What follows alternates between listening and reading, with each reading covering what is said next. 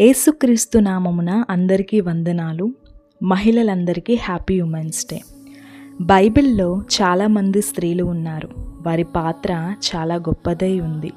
దేవుడు ఒక్కొక్క స్త్రీని ఒక్కొక్క విధంగా వాడుకున్నారు. వారిలో కొందరి స్త్రీల గురించి తెలుసుకుందాం.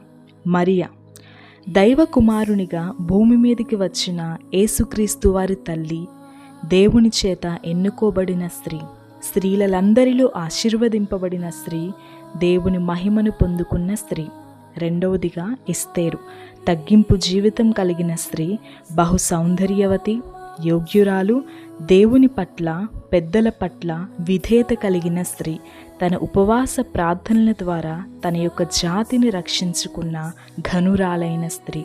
మూడవదిగా రూతు, విగ్రహాలను విడిచిపెట్టింది, పాత జీవితాన్ని విడిచిపెట్టింది, నిస్సహాయ స్థితిలో ఒంటరిగా ఉన్న తన అత్తను హత్తుకుంది, క్రీస్తు వంశావళిలో చేరిన యోగ్యురాలు. నాలుగవదిగా శారా, దేవుని ఆశ్రయించిన స్త్రీ మరియు భయభక్తులు కలిగిన స్త్రీ, భర్తకు విధేయురాలైన స్త్రీ మరియు జనములకు తల్లిగా ఆశీర్వదింపబడిన స్త్రీ. అబీగయలు, సమర్థవంతమైన సమయస్ఫూర్తి స్త్రీ, తన కుటుంబ సమస్యను వివేకముతో పరిష్కరించుకోగలిగింది. ఆరవదిగా అన్న, గొప్ప విశ్వాసురాలు, మాట తప్పని స్త్రీ, తన వ్యక్తిగత సమస్యను అవమానమును విశ్వాసంతో జయించుకోగలిగింది.